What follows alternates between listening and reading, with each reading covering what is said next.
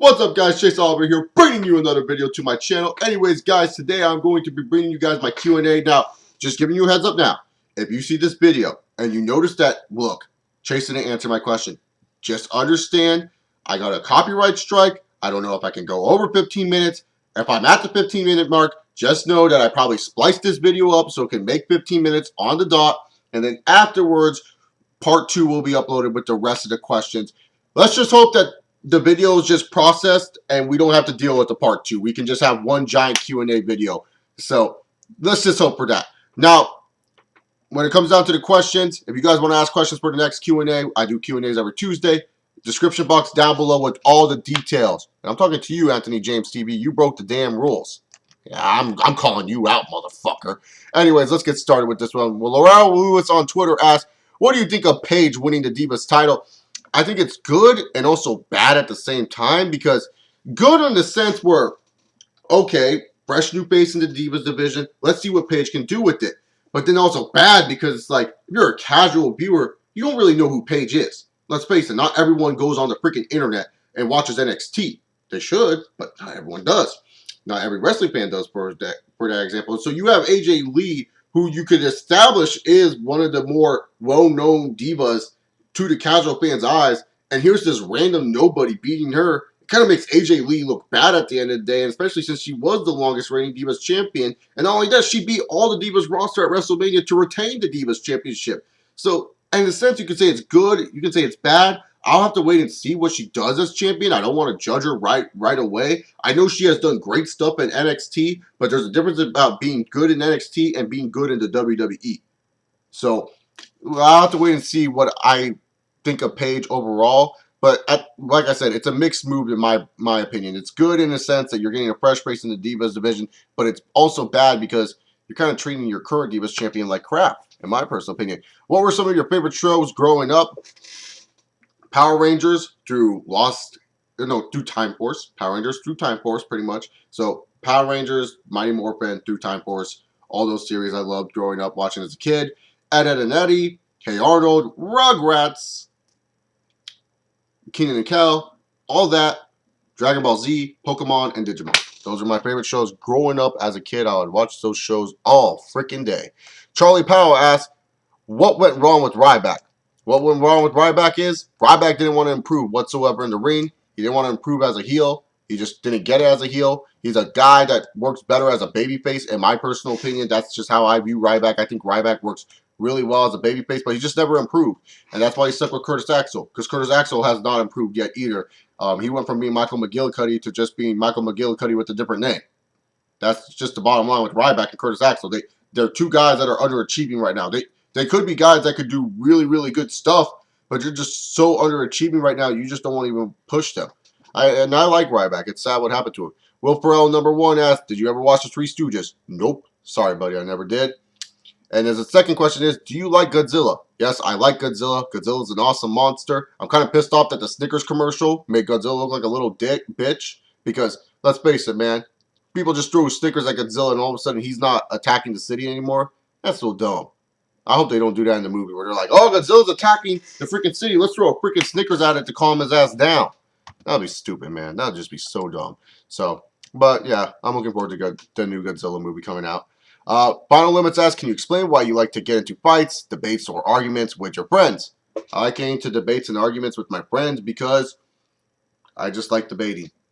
I like pushing people. I like when people push me. I like when my brain power gets tested. That's just me. I like debating. If it's a crime to debate, then I guess it's a crime for me. I just like doing it. It's something that I find fun. I don't do it to be malicious or anything. I just like to push people. And if I debate with you, that means I like you. Like, I like talking to you. So, don't take it as an insult if I ever debate with you. Just take it as, hey, we're just having a friendly debate here. I know Final Limits, me and you have had our debates, and sometimes we have gone overboard, and I'll admit that. I will admit I have gone overboard sometimes in our debates. But I'm just saying, I like to debate. Maybe some people just don't like when I debate with them. I don't know if you don't like when I debate with you, but I like debating with people. That's just how I am. What did you think of when Lesnar came back and lost to Cena at Extreme Rules 2012 in his first match back in the WWE? Did it infuriate you like it did to me? I know you hate Cena a lot.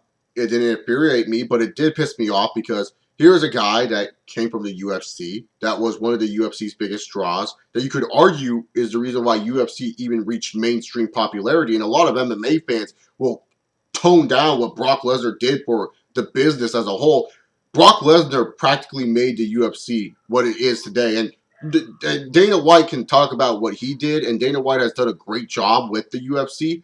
But without Brock Lesnar, the UFC would not reach the mainstream level that it did. And that's a fact. I don't think any MMA fan can deny it. Look at all the pay-per-view buys and all the interest that Brock Lesnar brought to the company as a whole. Hell, when Brock Lesnar and Alistair Overeem was announced, the UFC finally released their UFC app, and they said the first 200 people or so to download it would get that pay-per-view for free, and it almost crashed Xbox just because people wanted to see Brock Lesnar fight the Reem. And so, it was just dumb for the WWE to say, like, oh yeah, fuck you, UFC, John Cena is better than Brock Lesnar. But at the same time, in a business sense, the WWE wanted to put over their guy at the time, John Cena.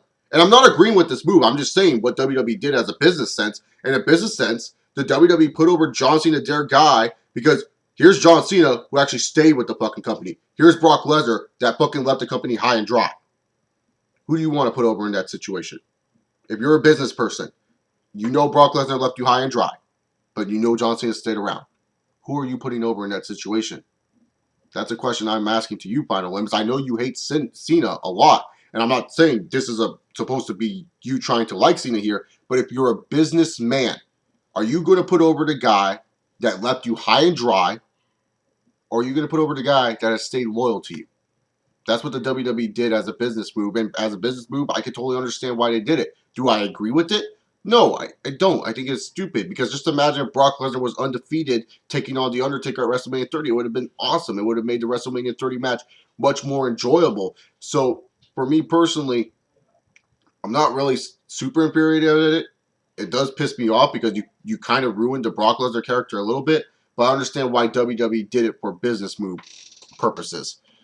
Gino asked, what are your thoughts on Amber Alert, and do you know what it means? Isn't it where you have to find kids? I think that's what Amber Alert is. I don't know if it has helped find kids lately, so, hey, if it has, good for it. What would you do if you were involved in a bank robbery? Would you stop the robbers and become a hero, or just stand by and let no one, including yourself, get shot?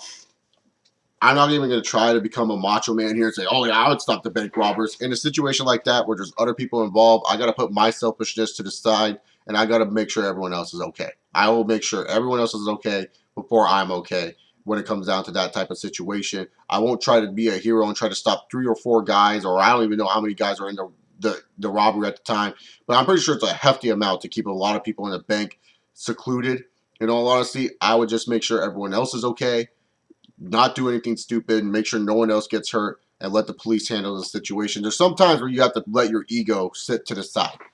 There's sometimes you do have to let your ego sit to the side, and that would be a moment where I would say, it would be cool to be a hero and try to do something cool and try to protect these people. But at the end of the day, what's it matter if I get shot and I die and I may hurt someone that's next to me in the process? I wouldn't really feel good about that going up to heaven, you know what I'm saying? Or just going up to the great big blue sky. So, yeah, that's just me personally. The Savvy Yes Man asks, which video games are you looking forward to playing / buying this year, or for any of your game consoles? Super Smash Bros. Wii U and Amazing Spider-Man 2, just because I play Spider-Man games and I love Spider-Man games. Ask me this question again around E3. I'll have a better answer for you for sure. I haven't really kept up with the up-to-date gaming news. And he asked, what movies are you looking forward to seeing this year? Captain America I haven't seen yet. I want to see Divergent. I also want to see Amazing Spider-Man 2, obviously, because I'm a Spider-Man fan. Guardians of the Galaxy for Batista, Hercules for The Rock, and Godzilla. Those are really the only movies I'm super duper excited for when it comes down to it. Cornello Ranello asks, if you found a dead body outside near where you live, what would you do with it? A, play around with a dead human body. B, call the police. C, check the person's pockets to see if he or she has money or any other valuable items. That's a good question, Cornelio Ornello. That's using your brain power there, man. I'll probably go with C. Okay, because A, I would be touching the dead body anyways, going through the dude's pockets, but I wouldn't play around with the dead body. I mean, even if it was a hot chick, I mean, that just feels weird, touching someone that can't breathe anymore and they're not moving. I don't know. That just sends chills down my spine. Calling the police, man, it's just like you sit there for 45 minutes. They're gonna just bitch you out. They're gonna ask you all these dumb questions. I ain't gonna answer these dumb questions in a truthful, honest way. I'm just gonna take the money, take whatever he or she has on them, and that's just it. Call me selfish in that situation. I don't give a damn. In all honesty, I'd rather do that, take that dude's wallet, see if I can get lucky, than, freaking have the police just ransack me and just ask me stupid questions for 45 minutes and maybe even take me to the station, ask me more about the murder, and not only ask me about the murder, but ask me, not even give me a ride home. I just don't want to deal with it. And the second question is, what did you get or are getting PS4 or Xbox One? I haven't decided yet. As you can see in the background over there, I have both the PS4 and PS3 and the Xbox 360. So I don't have a favorite console per se. I don't know which one. There hasn't been a what's called console exclusive that has really blown my mind and made me say, oh, I got to get this console over this console. Uh, at this point, I'm leaning towards more Xbox One, just because a lot of my friends are getting Xbox One more than the PS4. So yeah, that's just it for me. So probably Xbox One when it comes down to it. More of my friends are getting it. Shorora Aurora asks, what do you think of Anne Frank? She has a beautiful diary. It's a great read. And 2, do you think Allison Stoner looks like Anne Frank? Send me a picture of Allison Stoner and I will give you my answer. Sorry, I did not look it up. I've been at school all day. So I totally did not think of looking up pictures. I really got to read these Q&A questions in advance when it comes down to it. Next question comes from Loney Lowell. Asks, why are black people so angry all the time? I'm white. Can't answer this question. Why are black people so sensitive? I'm white. Can't answer this question. Just telling you now, Loney Lowell, I'm not a racist. I have nothing against black people. I like black people. If you have something against black people, that's your business. That is your business. I would prefer if you would probably not ask questions about black people being sensitive or black people being angry all the time. If you want to know, go ask a black person themselves.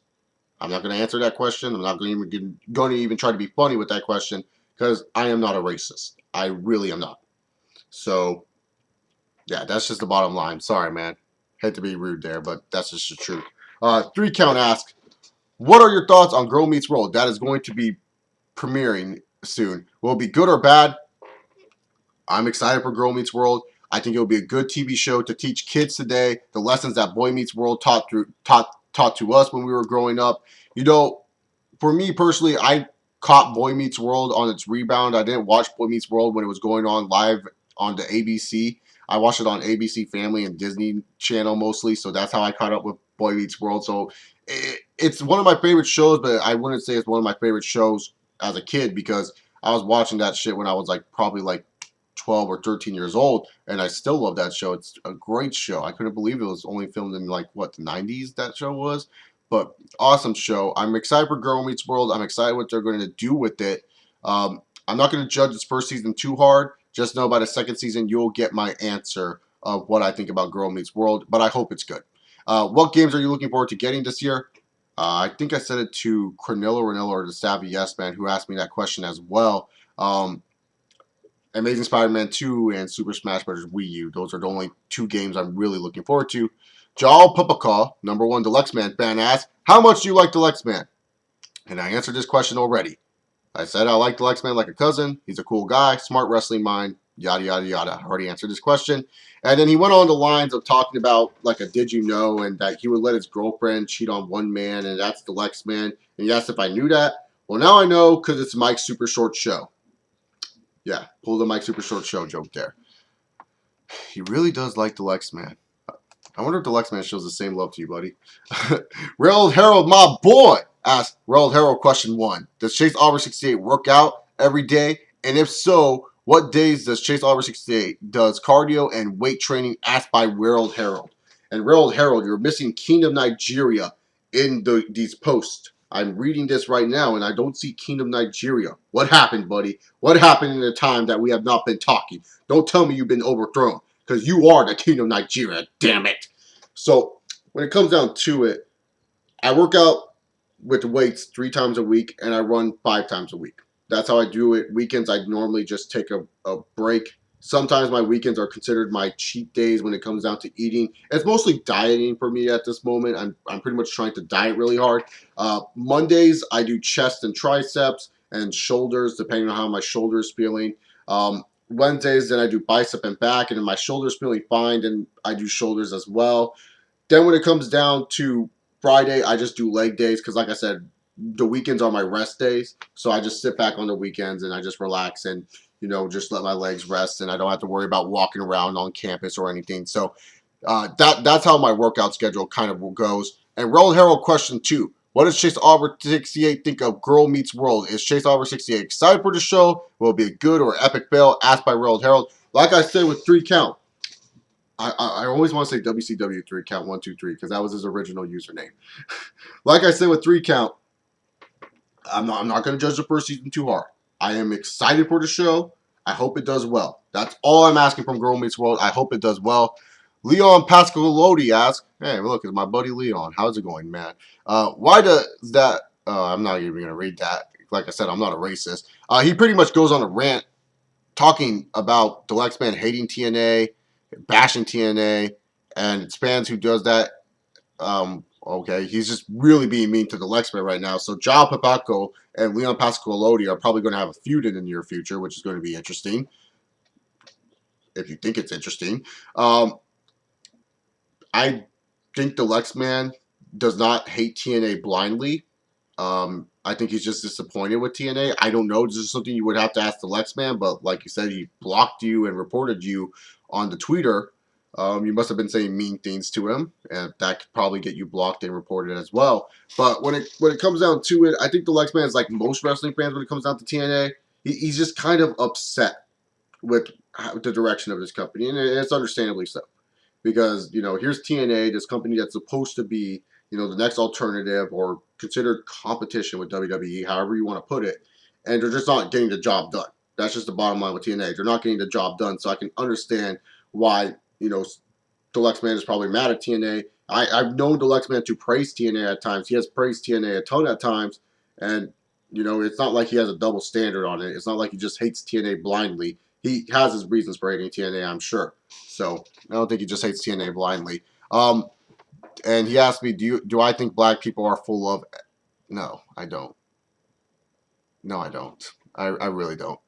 Kazuya Mishima asked, how much do you weigh, and did you gain weight? I currently weigh 215. I used to weigh 230 at the start of the year. So yes, I have lost 15 pounds. Like I said, I've been working out hard to, pretty much lose the weight. I want to get back to 180. That was my wrestling weight, and that was my healthiest weight I've been when it came down to wrestling. At one point, I was 176, but I wasn't as toned as I was when I was 180. I want to reach 180 pounds really, really bad. That's my major goal, and I'm going to keep working hard to reach that goal when it comes down to it. And hey, maybe when I do reach that goal, I'll do a video talking about what I did to do so. Even though you guys ask about my workout routine anyways, I'll make a video just to be egomaniac and say, yeah, man, I did this.